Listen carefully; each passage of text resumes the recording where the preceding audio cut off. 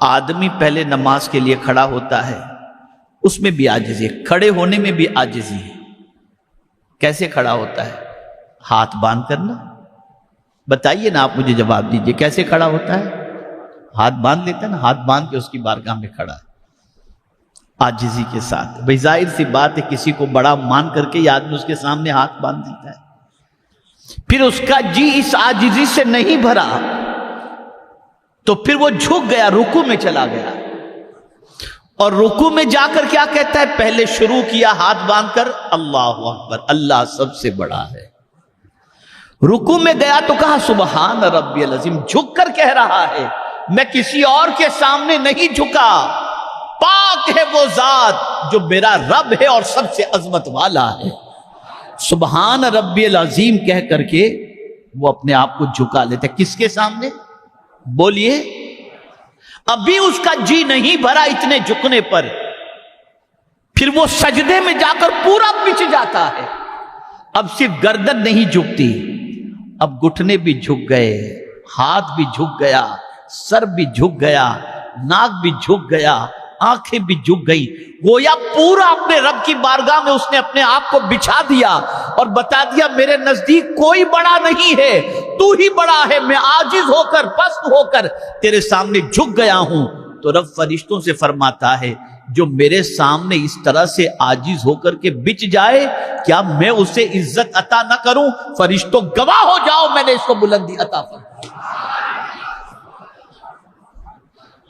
اسی لیے آپ دیکھیں رکوع میں سبحان ربی العظیم، سجدے میں سبحان ربی الاعلی، بلندی ہی کی بات کی جا رہی ہے، عظمت ہی کی بات کی جا رہی ہے۔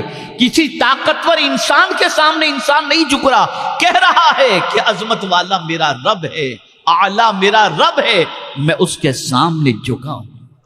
یہاں سے یہ بات واضح طور پر سمجھ میں آ گئی کہ جو خدا کے سامنے جھک جائے، خدا اسے گرنے نہیں دیتا، اسے اٹھا لیتا ہے، اسے بلندی عطا کرتا ہے۔ لیکن یہ بھی اللہ کے لیے اس کی طاقت۔ اب ہماری قوم اللہ کی طاقت و قدرت ہی کو تو نہیں جانتی نا، مالدار کی قوت کو جانتی ہے، تخت و تاج کے مالکوں کی قوت کو جانتی ہے، اللہ کی قدرت کو کون جانتا ہے؟ یہ اللہ والے جانتے ہیں۔ اللہ کی طاقت کو اللہ والے جانتے تھے، اللہ کی قدرت کو اللہ والے جانتے تھے۔ اب میں یہاں آپ کو بتاؤں تو آپ کو حیرت ہوگی، ہمارا حال کیا ہے؟ ہمارا حال یہ ہے کہ کچھ ہمیں شہرت مل گئی، کچھ دولت مل گئی، کچھ اقتدار مل گیا، کچھ عہدہ مل گیا، تو ہماری پوزیشن تھوڑی سی الگ ہو جاتی ہے،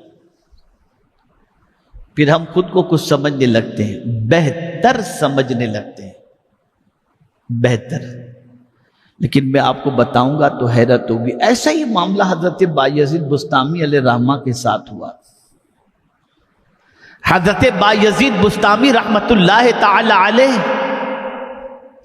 دریا کے کنارے سے تشریف لے جا رہے تھے تو آپ نے دیکھا کہ ایک شخص ایک عورت کے ساتھ بیٹھا ہوا ہے اور قریب ہی کے اندر ایک بوتل پڑی ہوئی ہے، دریا کے کنارے، عورت ساتھ میں اور بوتل۔ مان ذہن میں ایک خیال آ گیا، عجیب آدمی ہے، اسے ذرا بھی خیال نہیں،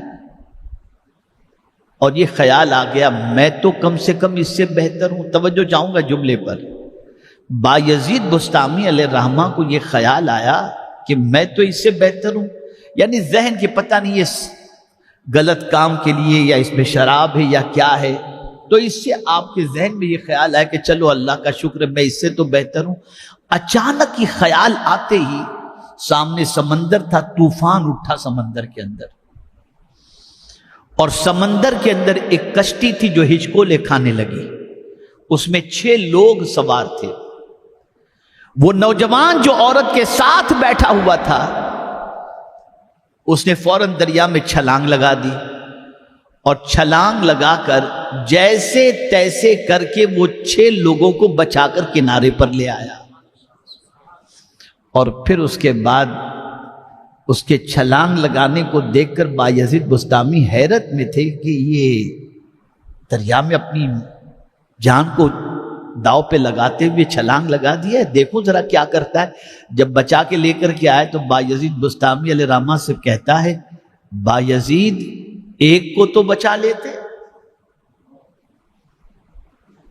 بایزید ایک کو تو بچا لیتے۔ اور سنو بایزید، یہ میرے ساتھ بیٹھی ہوئی میری ماں ہے اور یہ بوتل پانی کا ہے۔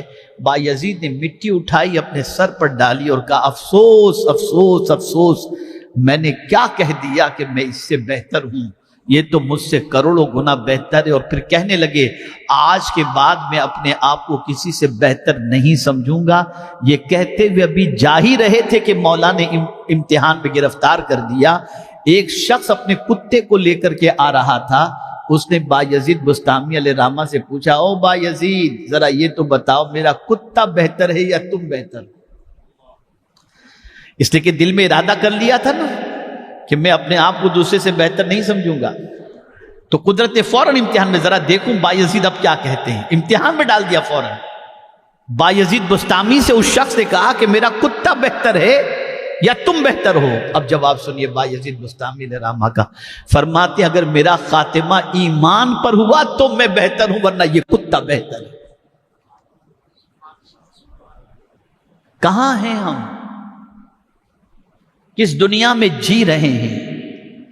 اللہ والے کبھی خود کو کچھ سمجھتے ہی نہیں تھے، وہ خدا ہی کو سب کچھ سمجھتے تھے اور اس کے سامنے جھک جاتے تھے، بچھ جاتے تھے، اس کے حکم کے سامنے سرنڈر ہو جاتے تھے۔